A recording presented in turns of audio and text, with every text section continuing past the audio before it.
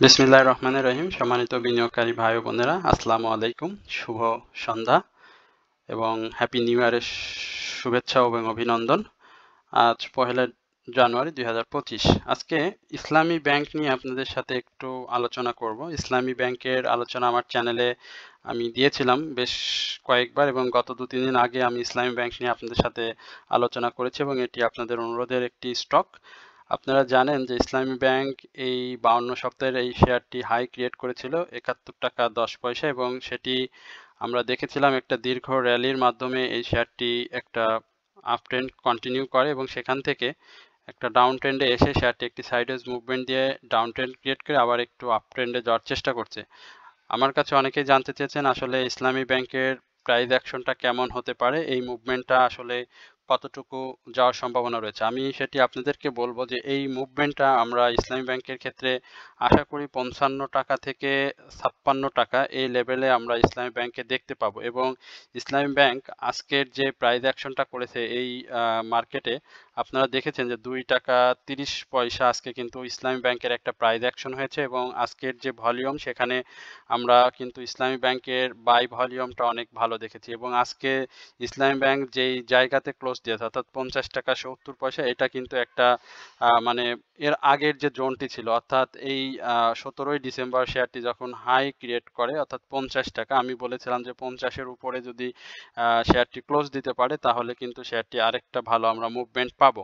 তো আমার কাছে যারা জানতে চেয়েছেন আমি তাদেরকে বলবো যে শেয়ারটির যে আরএসআই সেটি এখনো বাড়ার অনেক ভালো জায়গা রয়েছে, 53.4 এ অবস্থান করছে। এছাড়াও শেয়ারটির যে গত দিনের যে ক্যান্ডেল স্টিক প্যাটার্ন সেটি আপনারা নিশ্চয়ই লক্ষ্য করেছিলেন, এবং আজকের প্যাটার্নটা দেখেন। আজকে যদিও একটু শ্যাডো রয়েছে এখানে, তবে এই শ্যাডোটা আমরা আগামীকালকে যদি এই শেয়ারটিকে 52 টাকা 30 পয়সার উপরে ক্লোজ দেখতে পারি তাহলে এই শ্যাডোটা কিন্তু আর বেশি কার্যকারিতা থাকবে না। বাট কালকে আমরা এই শেয়ারটিতে একটা ভালো সেল প্রেশার দেখতে পাবো, এবং এখান থেকে যারা প্রফিট টেকিং এ থাকবে তারা অবশ্যই এখান থেকে প্রফিট টেক করবে, এবং আজকেও প্রফিট টেকিং হয়েছে শেয়ারটিতে, তবে আগামীকালকে এটা ভালো প্রফিট টেকিং জোনে থাকবে।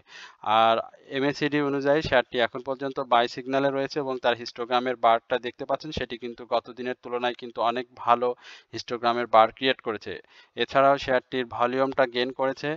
আশা করি যারা ইসলামী ব্যাংকে এই বিনিয়োগে রয়েছেন, আমি আমার আলোচনায় এর আগেও আপনাদেরকে বলেছিলাম যে ইসলামী ব্যাংক আমরা এই যে লেভেলটা, আমরা এই যে 54 টাকা বা 55 টাকার এই লেভেলটা, এটি যদি খুব ভালোভাবে সে ক্রস করতে পারে তাহলে কিন্তু 56 টাকা থেকে 60 টাকা এই লেভেলে আমরা ইসলামী ব্যাংকে দেখতে পাবো। সুতরাং যাদের কাছে ইসলামী ব্যাংক রয়েছে তারা অবশ্যই এই আগামীকালকে প্রফিট টেকিং জোন যেটা অর্থাৎ 52 টাকা 30 পয়সার উপরে এখানে আসলে আপনারা অবশ্যই শেয়ারটি থেকে প্রফিট টেক করে নেবেন, অথবা যদি হোল্ডিংয়ে থাকতে চান সেক্ষেত্রে আমি বলবো যে শেয়ার যদি এই 52 টাকা 30 পয়সার উপরে যদি ক্লোজ দিতে না পারে সেক্ষেত্রে একটা ছোট কারেকশন বা দুইটা ছোট কারেকশন আসতে পারে, এবং সেটি আসবে। আমার আমার আমার কাছে যেটি মনে হয়, আমি অ্যানালিস্ট হিসেবে যেটি বলবো যে সেটি আসবে, এবং সেই কারেকশন জোনে আপনারা যদি প্রফিট থাকে তাহলে বের হয়ে আসবেন, আর যদি কেউ এন্ট্রি নিতে চান তাহলে ওই কারেকশন জোনেও এন্ট্রি নিতে পারবেন। বাট 52 টাকা 30 পয়সা বা 52 টাকা 40 পয়সা এই লেভেলটা হবে শেয়ারটির জন্য সব থেকে বড় একটা প্রফিট টেকিং জোন।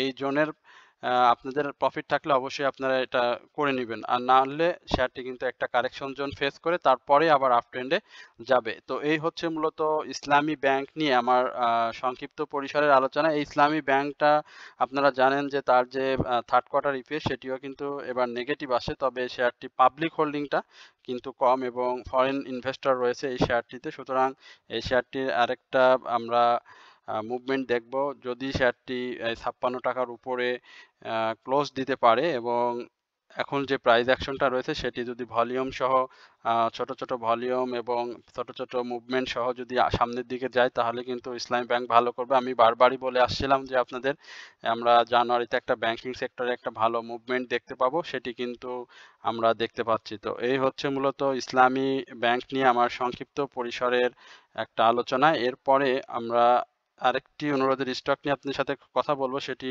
হচ্ছে ইন্ট্রাকো সিএনজি। আমরা ইন্ট্রাকো সিএনজির একটা অনুরোধ আমাদের হোয়াটসঅ্যাপ গ্রুপে ছিল, আজকেও আমরা ইন্ট্রাকো নিয়ে একটু আপনাদেরকে ধারণা দেওয়ার চেষ্টা করছি। ইন্ট্রাকোর যে বিষয়টি, যে ইন্ট্রাকো আমরা 3-4 দিনের একটি কারেকশন দেখেছিলাম। এটাকে কারেকশন লেভেল খুব বেশি বলবো না, কারণ এখানে অনেকটা সাইডওয়েজ মুভমেন্ট দিয়ে ইন্ট্রাকো গিয়েছে। তো ইন্ট্রাকোর যে বিষয়টি, যে এটি ক্যাটাগরি চেঞ্জ হয়েছে এবং একই সঙ্গে এটির কোয়ার্টারলি ইপিএস যেটি সাথে সাথে তার যে ফার্স্ট কোয়ার্টার যে ডিভিডেন্ড সেটি কিন্তু ভালো দেয়নি, যার ফলশ্রুতিতে আমরা ইন্ট্রাকোর কিন্তু প্রাইস অ্যাকশনটা সেইভাবে পাইনি। এখন আমরা যেটি সংবাদ মাধ্যমে যে ফুয়েল অ্যান্ড পাওয়ারের যে একটা যে ইন্ট্রাকো তার নেক্সটে একটি কি করবে, যে গ্যাসের যে বিষয়টি, এই একটা ভালো পজিটিভ নিউজ আসার পরেই কিন্তু একটা ইন্ট্রাকো একটা আজকে মুভমেন্ট দেখতে পেলাম, এবং আজকে যে ভলিউমটি করছে সেটি কিন্তু খুবই ভালো ভলিউম করেছে শেয়ারটি, এবং এই ভলিউমের মধ্যে কিন্তু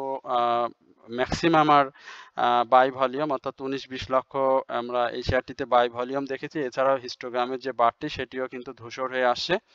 আমার কাছে যারা রিকোয়েস্ট করেছিলেন জানার জন্য যে এটির প্রাইস অ্যাকশন হবে কিনা, আমি বলবো যে শেয়ারটি এই মুহূর্তে মুভিং অ্যাভারেজ অনুযায়ী শেয়ারটিতে বাই সিগন্যালে রয়েছে, তবে তার হিস্টোগ্রামের বার বা এমএসিডি সেটি কিন্তু এখন পর্যন্ত সেল সিগন্যালে রয়েছে। বাজার আমরা যে ক্যান্ডেলটি দেখতে পেয়েছি আজকে ইন্ডেক্সের গ্যাভিস্টন ডোজি, সেটি কিন্তু একটা ডাউন ট্রেন্ড নির্দেশ করে। তো এটি যদি ডাউন ট্রেন্ডে না গিয়ে তার আপ ট্রেন্ডটা যদি একটু কন্টিনিউ করতে পারে, সেক্ষেত্রে কিন্তু এই ইন্ট্রাকো সিএনজি একটা ভালো প্রাইস অ্যাকশন দেখতে পাবো, এবং সেক্ষেত্রে আমরা যে 22.40 টাকা এটি স্পর্শ করবে, এবং এটি যদি সাকসেসফুলি ব্রেকআউট করতে পারে তাহলে কিন্তু আমরা 24 টাকার কাছাকাছি আমরা এই ইন্ট্রাকো সিএনজিকে দেখতে পাবো। তো যারা ইন্ট্রাকোতে রয়েছেন তাদেরকে বলবো আপনারা অবশ্যই এই শেয়ারটি থেকে ভালো একটা প্রফিট টেক করতে পারবেন, তবে শেয়ারটিতে আপনাদের খুব বুঝে শুনে বাই সেল করতে হবে। তো এই হচ্ছে মূলত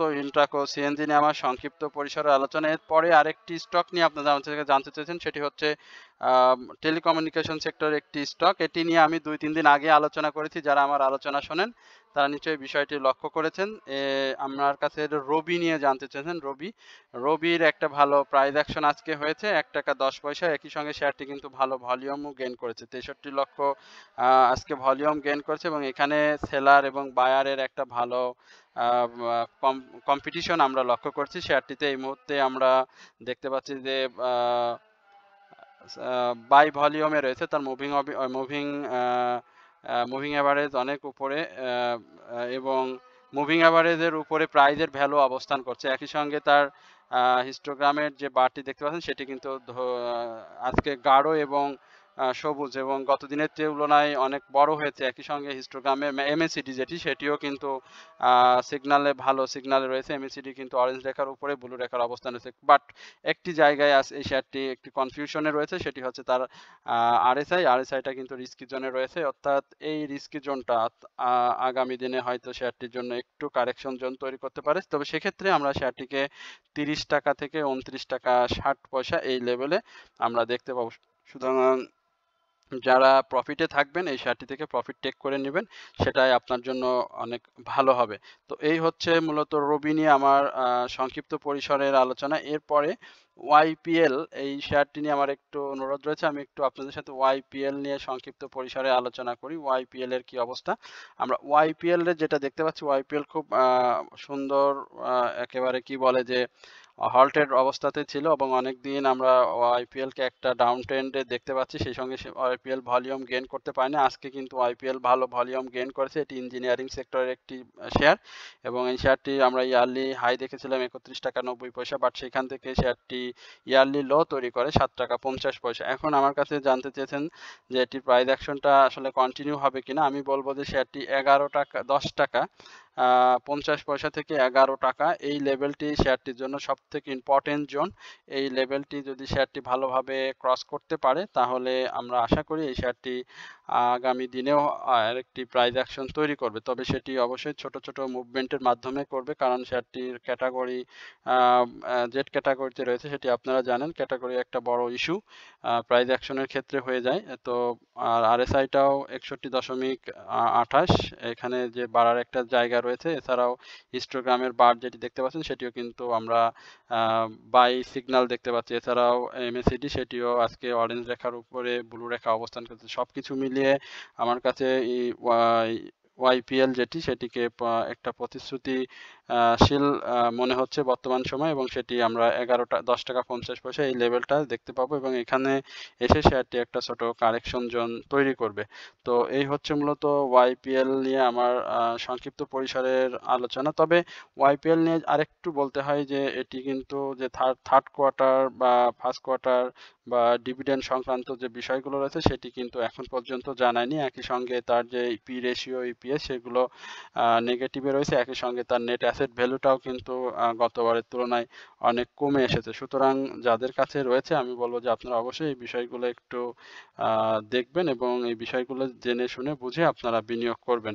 তো এই হচ্ছে মূলত ওয়াইপিএল নিয়ে আমার সংক্ষিপ্ত পরিসরের আলোচনা। আশা করি আপনারা সকলেই ধৈর্য সহকারে আমার এই আলোচনাটি শুনেছেন, এবং আমি সবাইকে বলবো যে মার্কেট নতুন বছরের একটা নতুন সম্ভাবনাময় দ্বার উন্মোচন করবে। আপনারা সবাই ধৈর্য সহকারে আপনার হাতে থাকা স্টকটি রাখবেন, এবং একটু সময় দিলে অবশ্যই মার্কেট ভালো হলে আপনারা এখান থেকে প্রফিট টেক করতে পারবেন। তো সবাই ভালো থাকবেন, সুস্থ থাকবেন, এই প্রত্যাশায় আজকের আলোচনা এখানেই শেষ করছি। আসসালামু আলাইকুম।